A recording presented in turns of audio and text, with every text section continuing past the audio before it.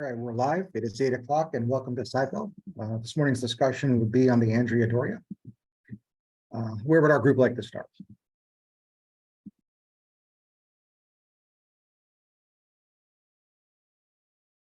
I think like the first thing that I can think of is the scene where Elaine is eating dinner with I guess like she's on a date. Yeah, on the blind date. And I guess originally on her first blind date, which she missed, she heard that the guy had been stabbed. So I guess during the second date, she was kind of asking him about that, and he was, I guess I got like little hints of PTSD, or at least symptoms consistent with patients that would have PTSD or any kind of acute stress disorder. In the boyfriend. In the boyfriend. She looks at the knife. Yeah, he was kind of like, he looked like he was on edge. Yeah, he said that he was jittery. He kind of was like avoiding talking about the incident, things like that nature. Yeah, so avoidance, hypervigilance. Just a quick clinical pearl, and I'll relate this to the shelf exam. And then with a reassurance, we probably reviewed this before, but it's probably a great idea to actually provide some clinical focus. People who have post-traumatic stress disorder, criteria A would be subjected to or have witnessed a traumatic event. There also may be, for lack of a better description, repetitive subclinical events that over time can result in post-traumatic stress disorder as well. Having witnessed or feared for their life is a little bit of a nuance to the DSM-5. So the individual may not have themselves been subjected to a life-threatening event, but may have heard of the event. You could still develop PTSD as a result. So that's a little difference, subtle difference from the DSM-4. When you look at the actual breakdown of these 4 different criteria sets, and previously this was even simpler because there were just 3 criteria sets and you needed a single criteria from the first, 2 from the second, and 3 from the third. And someone like me, that made a ton of sense in terms of just remembering. It's a little different now. There's 4 criteria sets. That is the American Psychiatric Association has split that third into 3 and 4. Relabel them a little bit, and unfortunately, the criteria don't match up real nice. 1, 2, 3, and then 4.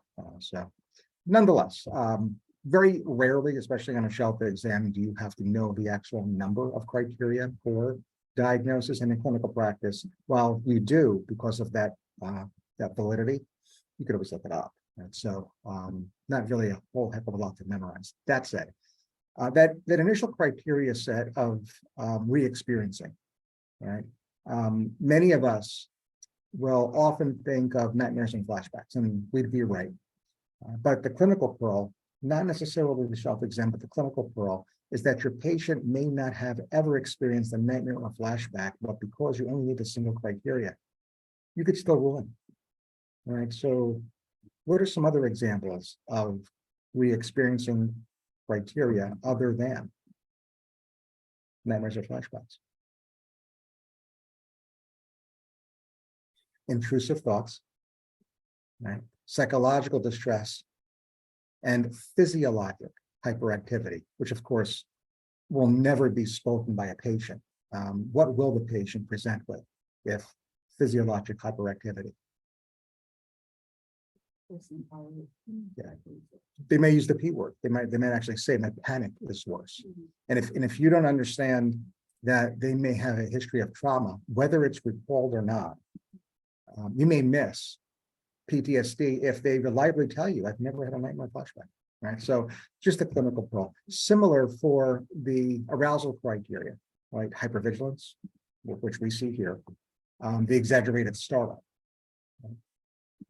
In the absence of those, if your patient has insomnia, if they have irritability, if they have difficulty concentrating, which of course are all part of a mood constellation, depressive disorder, again, the clinician might diagnose depression instead of thinking of PTSD, right? So just as a clinical problem.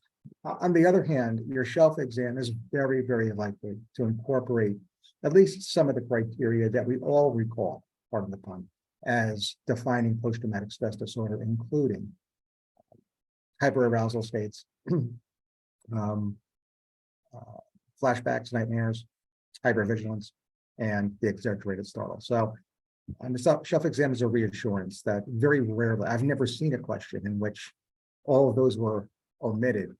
Those quote unquote other PTSD symptoms included, and the expectation is that you choose post-traumatic stress disorder as a single best answer. This is a chameleon. This is protean. In terms of an illness, it is the psychological or psychiatric equivalent to syphilis. That's the great imitator in psychiatry. And if you inquire, and your patient says that they've never suffered a trauma, unfortunately, you can't believe them. You have to maintain that high clinical index of suspicion because, number one, especially in a new patient evaluation, they just may not trust you. If you don't have the rapport, they're not going to report a sexual trauma. Similarly, even if they felt rapport, the more severe the trauma, the less likely they are to recall it. Right. So we do inquire, but the only usefulness is when a patient tells us yes. When they tell us no, we can't use that clinically. What else with this relationship? What else with this character? He likes to point out his girlfriend's and sort of insecurities or there's certain physical features that maybe they're insecure about and tries to insult them and he's breaking up with them. I think specifically he called her a bullyhead. Yeah. And she got increasingly sensitive about that as the episode went on. Yeah. And her sensitivity, I think, can be described as dysmorphia. And if Elaine were to become preoccupied with that, just as a result of that conversation, and that preoccupation rose to a level of clinical significance that it began to impair her functioning, what would be part of our differential? Yeah, right. That's the preoccupation syndrome when an individual is preoccupied with an imagined defect in appearance, spotty dysmorphic disorder. Quick question, feel free to say no. In the time since we've met, has anybody watched American Man? No, Yeah. no. You looked it up. How crazy is that movie? Yeah. Body dysmorphic disorder on steroids. What if, though, maybe due to stress, Elaine's preoccupation about her dysmorphia becomes fixed and rigid? What then? How does that broaden your differential? Well, yeah, it's more of a delusion, right? The fixed and rigid nature defines delusion, and it really separates the preoccupation from the delusion as both are errors or deficits in thought content. Delusional disorder has multiple subtypes. What subtype would Elaine then be diagnosed with?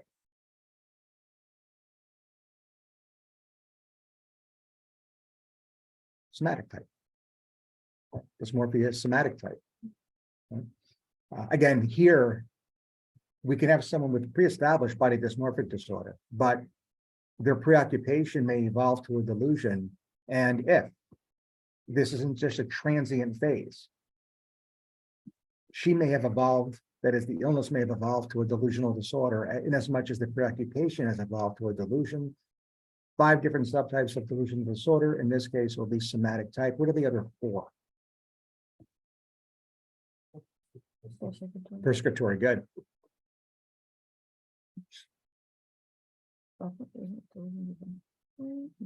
It's a type of delusion, but it's not considered a subtype. The acronym is JPEGs, right? So jealous, persecutory, erotomanic, grandiose, and then somatic. JPEGs. By the way, I'll post this on Twitter. I'll give you the URL for the journal article we wrote. This being one episode, there are 4 other episodes in Psyfeld where Elaine has a boyfriend that actually incorporates each theme. Right? So this particular episode, due to a relationship with her boyfriend, Elaine herself, somatic type, but there are 4 other boyfriends who incorporate the other themes of the remaining subtypes or themes. Anything else about Elaine here or her boyfriend? Or date? The only other thing I could, I mean, if this were repetitive, like enduring and resulted in clinically significant distress or impairment, I'm wondering what's going on with her attracted to him, given the intensity with which his ex-girlfriends interact with him. There might be something there. I don't know what that would be, but it might be something that is very unlikely to be addressed through pharmacotherapy, but certainly, I think, would call for psychotherapy. Yeah, you did mention, when she talked like Gary, like, why did the, just talking about this, and she's saying like, he's sad word, and there must be something about it. Is there a one out there?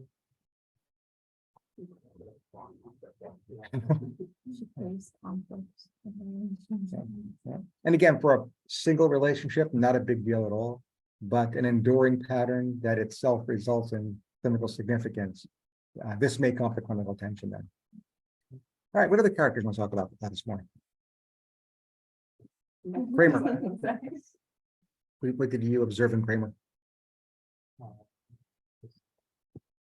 When the dog gets it at the end of the episode. What's behind that? It was like a weird, like, I don't know if that's about like paranoia, but like discuss with doctors and like he referred to like, And it must be weird, right? I mean, coming from our perspective.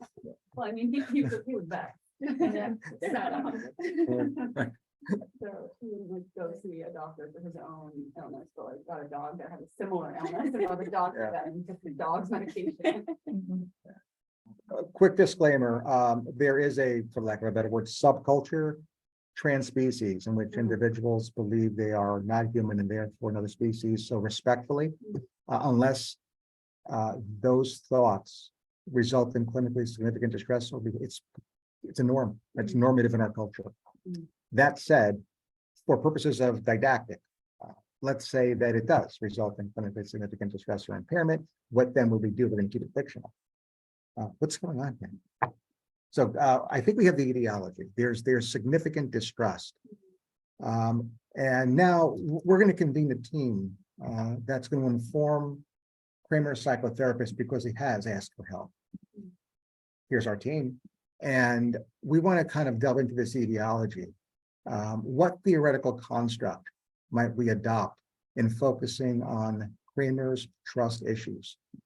Any particular theorist or theory we want to tackle here?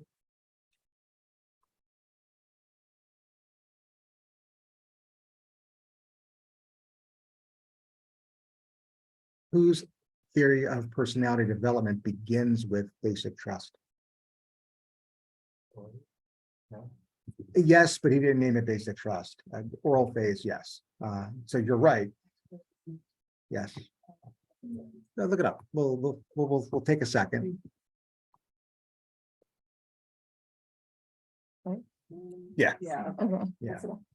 So we did get that right in the chat room. All right, so I'm getting a vibe from our group that you do not want me to ask you what the 8 stages of Erickson's psycho.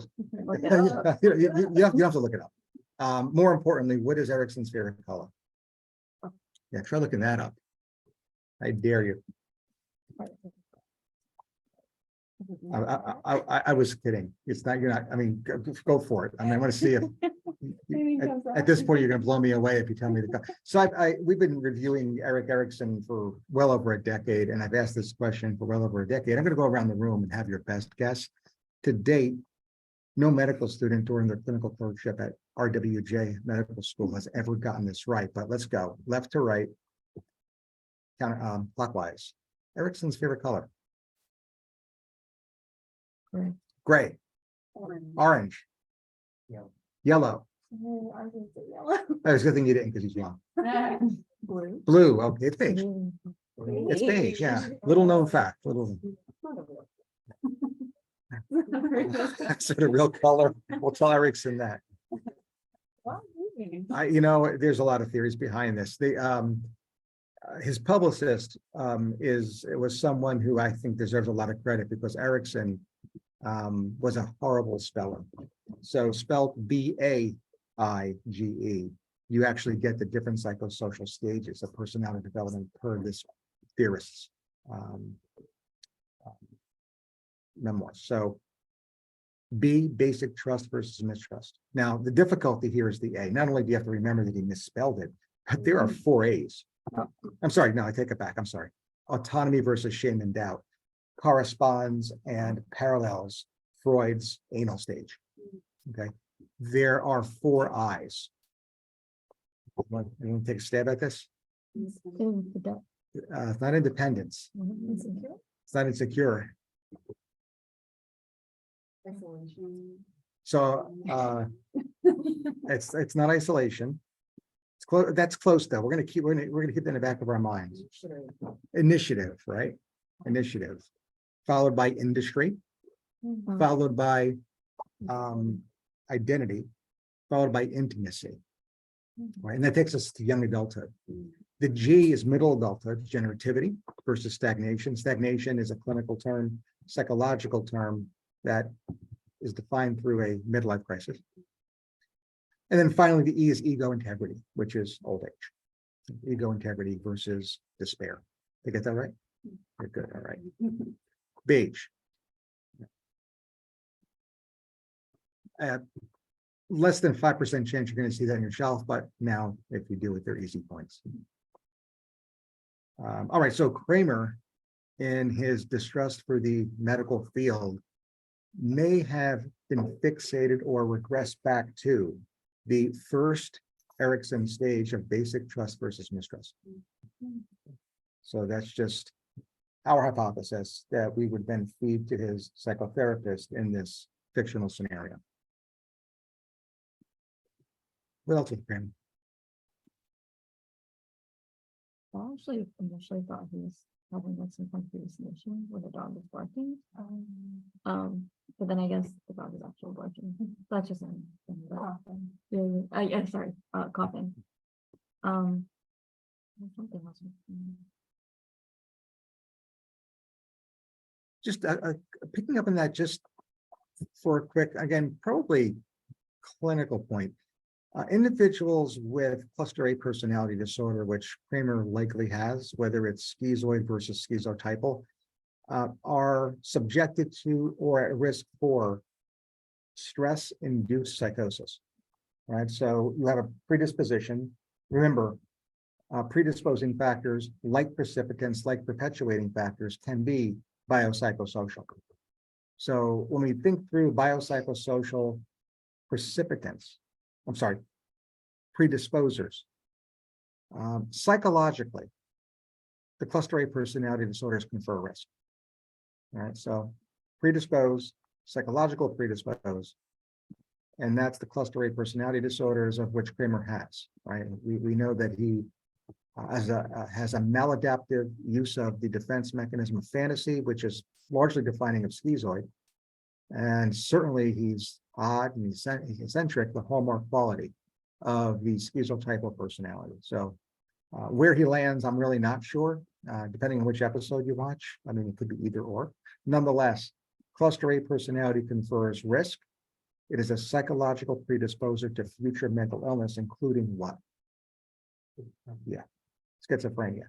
Now, I don't think at any point in 9 seasons of this situational comedy, Kramer reaches the actual diagnostic threshold of schizophrenia, although your comment and observation is not one that is, I think, anchored to this particular episode. We see this. But the question for the clinician, if Kramer were to actually present psychotic to an emergency department, is this stress-induced psychosis? Because given the precipitant, he could have a transient psychotic episode within his personality disorder. Or, as we know in the medical literature, the illness itself, call it schizotypal personality, can over time evolve. And this particular patient can actually have a first break psychotic episode of schizophrenia. And we wouldn't know that until we follow this over time, right? Close follow-up, close monitor. But there are 2 ways in which people with schizophrenia are likely to present, cluster A personality disorder are likely to present as psychosis. One is in its transient phase, stress-induced psychosis, precipitant results in the psychotic behavior, and the other is the natural evolution of that predisposer, the personality disorder evolving into the psychotic disorder called schizophrenia. By the way, it confers risk for all the psychotic disorders, schizoaffective and delusional disorder as well. Questions about that? So again, your observation that he may have had no sort of hallucination about the dog coughing might be actually true, and therefore might be consistent with this idea of stress-induced psychosis in someone who is predisposed. I think the only thing that was, I guess, validated that this was actually happening was that everyone saw. Yeah, it killed it. Yeah, It killed the theory, but yeah. at least to give us an opportunity to teach that the clinical point. And let me kind of take this idea and kind of fold it into something we previously discussed, and that is body dysmorphic disorder. On shelf exams prior to 2013, someone who comes in with an imagined defect in appearance that looks like a preoccupation, that is, there's some insight that their preoccupation is a product of their own mind. Body dysmorphic disorder is the single best answer, right? However, in a very similarly written scenario, vignette on a shelf exam, where the individual has this belief become fixed, now it looks like delusional disorder. 2013 publication of the DSM-5, the American Psychiatric Association confounded things just a little bit. They have this designation, body dysmorphic disorder, with no insight. So that's gonna kill us on the shelf exam now, right? It's no longer black or white. What I want you to look for in that shelf question is whether or not that lack of insight and therefore that delusional quality is transient.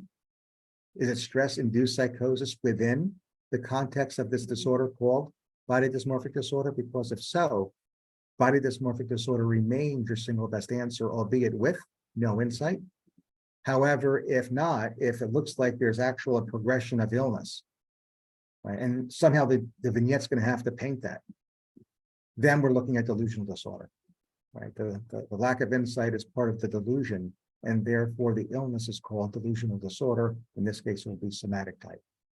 That makes sense? Okay, so that's how we make sense of this new designation or qualifier, specifier that is new to the DSM-5. All right, we're beyond 20 minutes after the hour. We have time for one more observation. What other character you want to discuss here? George? Right, and that brings us to the Andrea Doria, which brings us to the ill-fated ship trope. Yes, bummer to bummer. With the man who's trying to get the apartment and has gone through the traumatic experience of being on Doria. When George is sort of competing with him, who's suffered mental. Yeah, this comes up on several episodes of this series, where not only is George traumatized, but he often refers back to his trauma as his scar. And you can begin to think whether or not he uses it as a crutch. That's C-R-U-T-C-H, right? Crutch. There's another episode, and the title actually, the name of the episode is actually escaping me, but he calls himself an idiot and the king of the idiots. And when Jerry tries to convince him that he just screwed up so bad, George is more than happy to, again, argue with him who's the bigger idiot. So he has some insight as to his shortcomings, his diagnostic criteria, his signs and symptoms. And at some point, I think we would need to consider whether or not he's beginning to define himself through an illness, because that can be problematic irrespective of what that illness is. When it begins to define you, change your lifestyle, and you have an understanding that I'm not me, and you have that loss of sense of station, and therefore are defined by your illness, that's highly problematic. And I think we see that here. Other thoughts about George? tries to find sort of for a psychiatric friends, tries to find the origin of this trauma by meeting with his parents. And that conversation leads him to say, oh, yes, no, I know. And that is a overriding theme of, again, through 9 seasons of the situational comedy.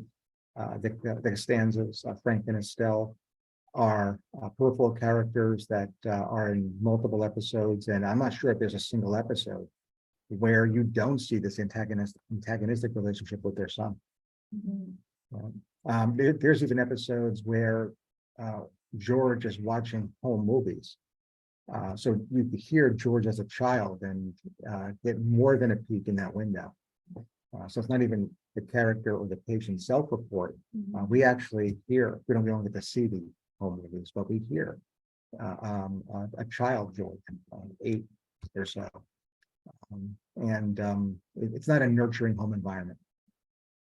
All right, we'll end it there.